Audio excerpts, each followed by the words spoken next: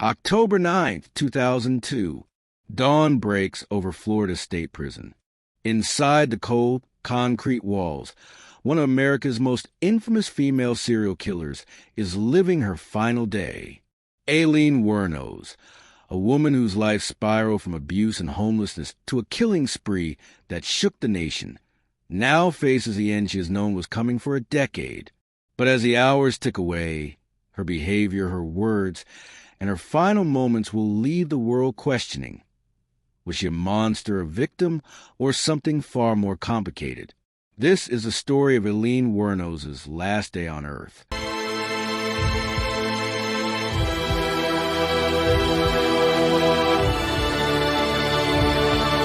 Welcome back to Prison Stories. In this video, we'll walk you through the chilling final hours of Aileen Wuornos, from the moment she woke up on execution day, to the witnesses who stood behind the glass, to the haunting last words she spoke before the needle was inserted. Let's step inside Florida State Prison and witness the end of a life that shocked the world. 10 years before Aileen Wuornos woke up on her final morning, she stood in a Florida courtroom, facing her fate. It was January 27, 1992, when a jury convicted her in the first of the cases. Days later, she was sentenced to death. Over the next year, she was tried and sentenced in additional cases, and on February 4th, 1993, she received her final death sentence. One of the 7 men she had admitted to killing was never located. His body was never found. So she ultimately carried 6 death sentences as she began the long wait on death row. Aileen Wuornos' case entered the long and often exhausting appeals process. For years, her defense filed motions in state and federal courts, challenging both the verdicts and the sentences. Appeals argued over whether key evidence should have been admitted, whether the trials had been tainted by pretrial publicity, and whether her statements to police had been obtained lawfully. Each appeal was met with the same outcome: denial. The Florida Supreme Court upheld her convictions. Federal courts reviewed her petitions and rejected them in turn. Even the United States Supreme Court, the final stop for death row cases, declined to hear arguments. By the early 2000s, every possible legal avenue had been exhausted. With the courts finished, the only thing standing between Wuornos and her execution was the setting of a date. By 2001, nearly a decade of legal battles had passed, and Aileen Wuornos' relationship with her defense team had completely broken down. She accused her lawyers of using her case for publicity, of twisting her story, and of dragging out a process she no longer believed in. That year, she formally dismissed her attorneys and informed the court she no longer wished to pursue any more appeals. She said she was ready to die, insisting she would rather face execution than spend the rest of her life in the isolation of death row. From that moment on, there would be no more legal maneuvers, no last-minute stays of execution. The state of Florida began preparing for the inevitable. After dismissing her defense attorneys and halting traditional appeals, Aileen Wuornos had cleared her own path toward execution, but others weren't ready to let that stand unchallenged. Some of her former lawyers, deeply concerned about her mental state, reached out to the Florida Supreme Court, arguing that she might not be mentally competent to waive her appeals or to face execution. They pointed to years of wildly erratic behavior, bizarre prison claims, and delusional letters she penned as evidence that she might not fully understand the consequences of her choice. As the execution drew near, another legal submission emerged, not from her own camp, but from an external advocacy group. In early 2002, an Ohio-based organization called Florida Support filed a Next Friend motion on her behalf, a legal avenue that lets interested third parties petition the court for someone who may not be capable of doing so themselves.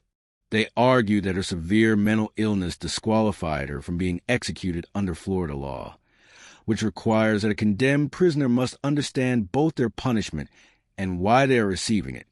In response, Florida Governor Jeb Bush ordered a mental competency evaluation and issued a temporary stay of execution, effectively halting the process while her mental state was examined.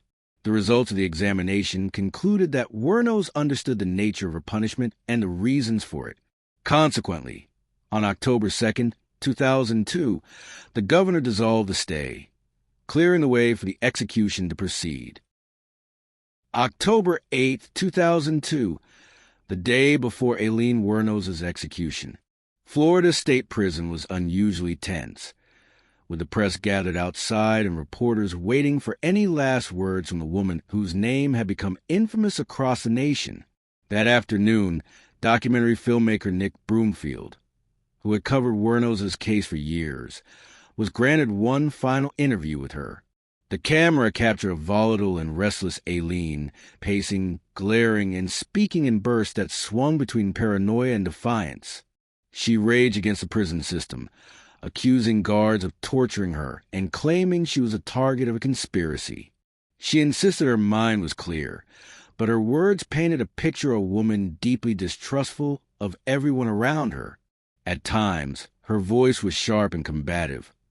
At others, it carried the weariness of someone who knew the end was hours away. There was no sign of fear in her face, only a raw mix of anger, exhaustion, and a strange acceptance.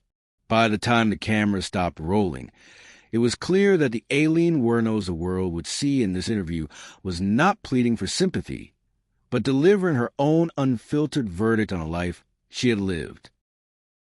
October 9th, 2002, as the dawn breaks at Florida State Prison guards moving toward Aileen Wuornos' cell. She had spent the night under constant observation. There were no last calls or meetings. When offered a traditional last meal, she refused everything except a single plain cup of coffee. The hours that followed were procedural. She was permitted a shower, handed over a clean towel and prison clothes. Guards escorted her from her small cell toward the execution holding area, a secure, windowless room adjacent to the death chamber. Here, she was under the direct watch of officers who logged every movement. In a separate part of the prison, media representatives, relatives of her victims, and officials began arriving at the witness area. A total of 32 witnesses were present to watch the execution. They were escorted into a cramped viewing room divided from the execution chamber by a large window covered with white curtain. Inside the holding area, prison staff confirmed her identity, checked the 4 lines, and readied the lethal injection system. Outside the prison, small groups of protesters and death penalty supporters gathered, holding signs, while state troopers patrolled the perimeter. When the time came, she was escorted into the death chamber. She appeared calm and almost resigned. She lay down without resistance as leather restraints were secured across her chest, arms, waist, thighs, and ankles. The intravenous lines were placed into her left arm, the side facing the witnesses. The white curtain slid open, revealing Wuornos on the gurney. She looked straight ahead, expression steady. No tears, no trembling. When asked if she had any last words, she said, clearly, "Yes, I would just like to say I'm sailing with the Rock, and I'll be back, like Independence Day with Jesus. June 6th, like the movie, big mothership and all, I'll be back. I'll be back." The warden signaled. Buttons were pressed, and the lethal chemicals began to flow. She stared at the ceiling. The room was silent except for the faint hum of an air conditioner. No one among the witnesses spoke or even coughed. Within minutes, her chest stopped rising. Her skin paled, and the stillness in her body was unmistakable. After about 8 minutes, the attending physician checked for signs of life. At the warden's quiet question, the doctor nodded. He then picked up a telephone, presumably to notify Governor Jeb Bush the curtain was then closed and Aileen was pronounced dead at 9:47 a.m. Her body was removed from the chamber and transported for autopsy, as required by Florida law. She was 46 years old at the time of death. Aileen Wuornos' execution marked the end of one of the most infamous criminal cases in American history. For some, it was justice finally served. For others, it was a silencing of a deeply troubled woman who had lived through unimaginable trauma. Her story continues to spark debate about the death penalty, about the cycle of abuse, and about whether society failed her long before she ever picked up a gun. Thank you for watching Prison Stories.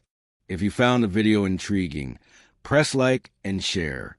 Subscribe us for more videos.